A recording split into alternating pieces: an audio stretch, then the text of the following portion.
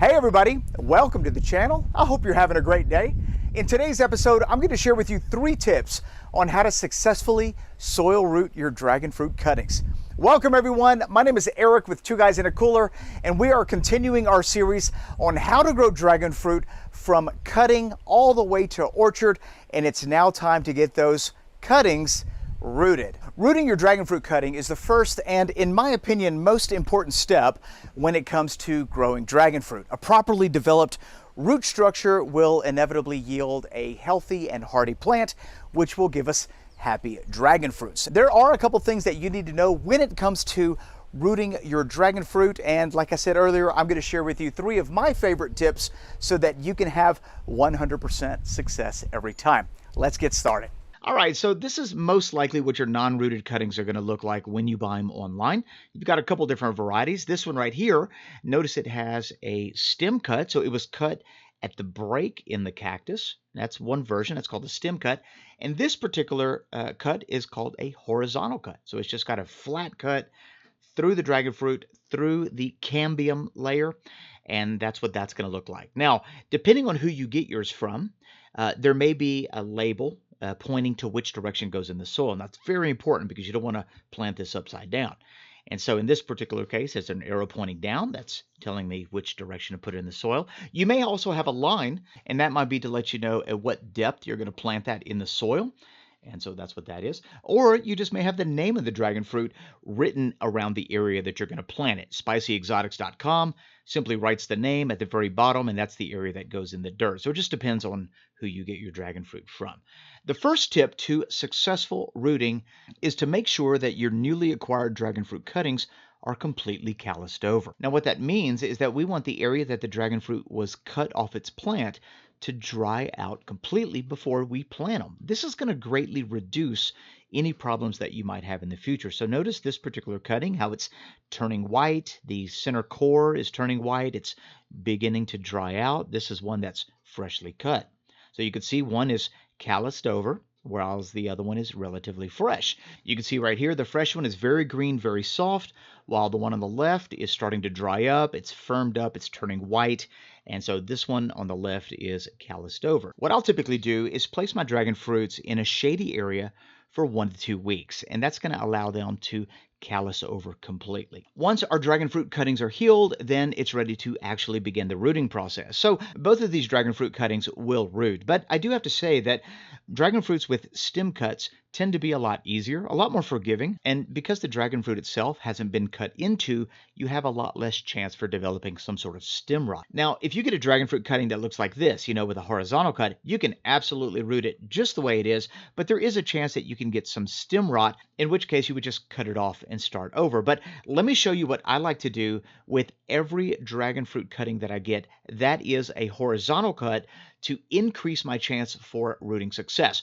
First thing I'm going to do is grab a knife and some isopropyl alcohol and just spray my clean knife down with it. We just want to make sure that we don't contaminate our dragon fruit with any foreign bacteria. What we're going to be doing is creating these 45-degree angle cuts to the core, basically exposing the bottom core of our dragon fruit. This is incredibly easy to do and very effective when it comes to rooting your dragon fruit. All right, so let's just wipe down our knife and let me show you how it's done. So 45-degree angles, and we're going to be exposing about 1 inch of that core. And so this is what we're going to be doing. So this bottom part is going to be removed and that core is going to be exposed. So we're going to make 3 cuts because we have 3 sides. And I'm just gently going to push that knife down until I hit the core, and then I'm going to stop. Very easy. Same thing on the next bit, and then finally on the third arm of the dragon fruit. Once I get to that core, I'm just going to stop, and we've got our 3 cuts, at which point I'm just going to shave away everything from the bottom. Now this is going to expose that cambium layer, or the core of the dragon fruit, and from this core is where we're going to get our root structure.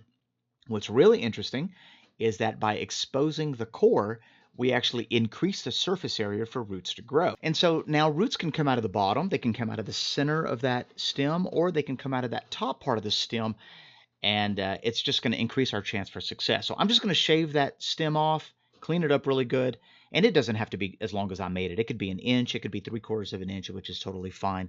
But we do want to make sure that it's completely calloused before we proceed. So this is going to go into a shady area for 1 to 2 weeks until those areas firm up and have turned white. Now, one little thing that I like to do, this is totally optional. I like to keep a container of cinnamon powder on hand, and this is just regular cinnamon powder you would get at the store. Cinnamon has natural antibacterial and antifungal properties. And so any of the exposed areas that I cut, I just like to dip in that cinnamon powder, and that's going to just ensure that there's no contamination that spreads on the dragon fruit. So that's going to go into a shady area while it's callusing over. And here's a couple of dragon fruit that have just finished callusing so that you can see what that looks like. Nice and firm on the edges. Notice that it's dry, it's turned white. This is totally ready for planting. This exotic variety is one known as Black Africanus, and it has calloused over, nice and firm on the edges. It's turned white. So these are ready for planting. And if you're going to use rooting hormone, and it's totally okay to use rooting hormone, this would be the time to do it. All you've got to do is take your calloused dragon fruit, dip it in that rooting hormone, and then go ahead and plant it. But for this video, we're not going to be using rooting hormone. I'm going to be saving that for a separate video where we compare different rooting hormones just to see how they actually work on your dragon fruit. So be sure to subscribe if you want to see some of that action. Okay, so let me show you the dragon fruits that are stem cuts. Now, we haven't done anything to these. We've just let them callus in a cool, dry area in the shade for about a week. These are all stem cuts. These were received from spicyexotics.com. And all we're going to do is take these already calloused cuttings and stick them in the soil. I did find this interesting. This has just been sitting on my counter in a shady area for about a week.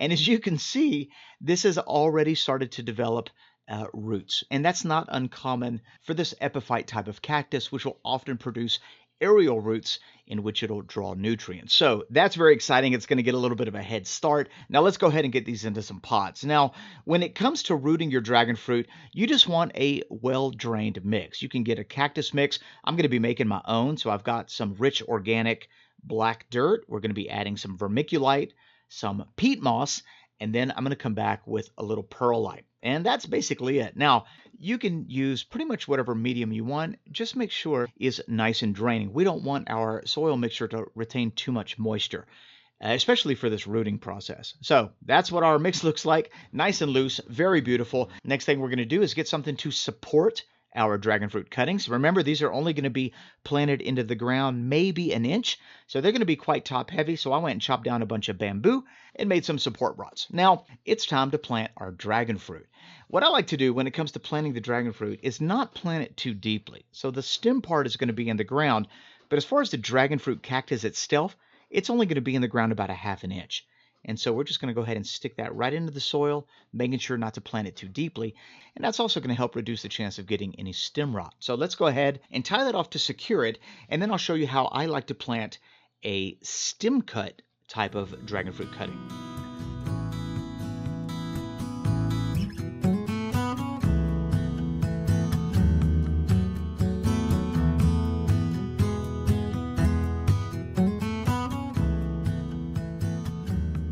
All right, as far as a stem cut type of cutting, remember we've done nothing to it. It's just calloused over.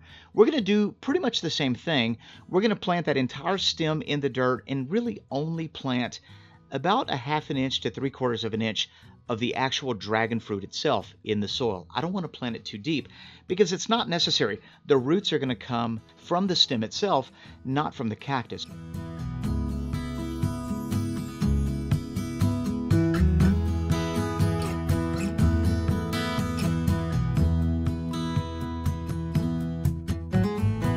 Now it's time to water our dragon fruit, and this brings us to tip number 2 for successful rooting. Don't overwater your cuttings.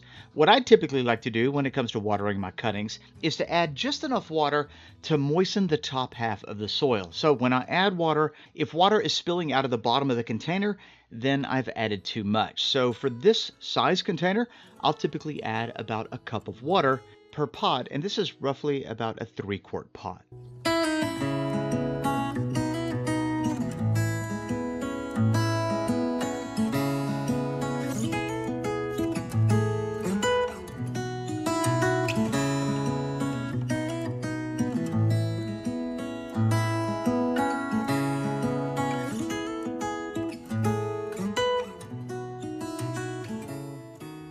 right, now that we've watered our plants, we're going to place these into a shady area, and we're not going to re-water our plants until the top part of the soil feels dry. And, that may take anywhere between 3 to 5 days, depending on the temperature and clearly what size pot you have. All right, our plants are in a shady area. They're doing their thing.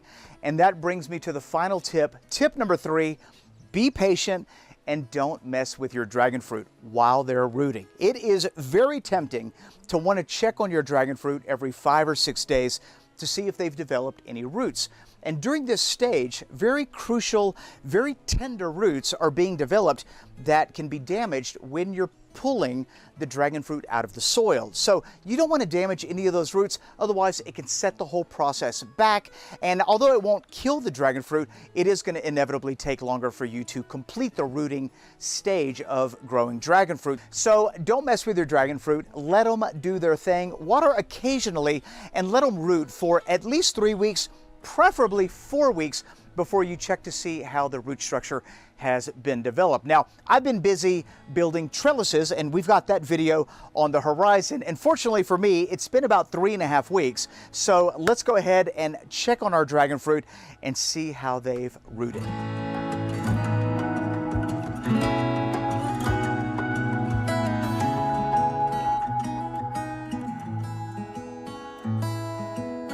During the rooting process, it's not uncommon to see new dragon fruit branches starting to form, especially once you get into like week 3 and week 4.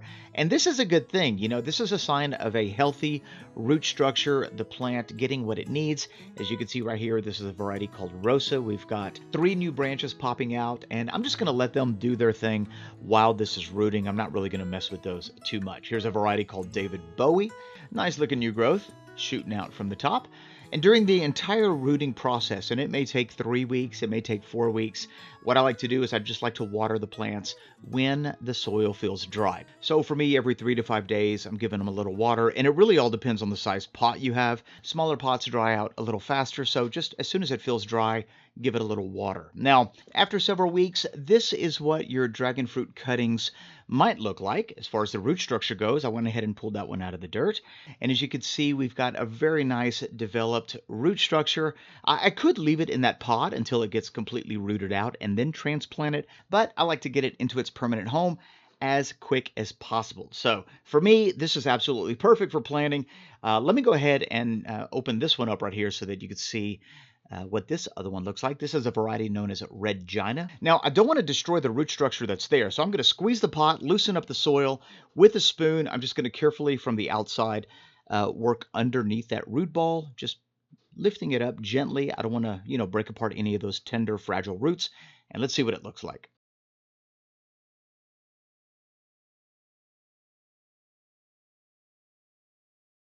And there we go. This is absolutely perfect for planting.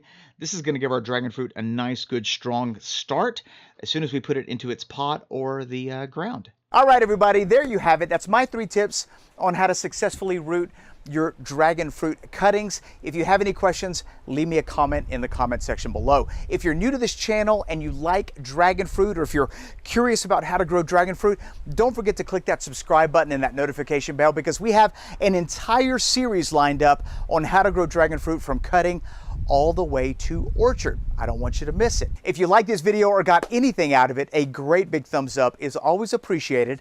I look forward to seeing you in the next one. Bye-bye.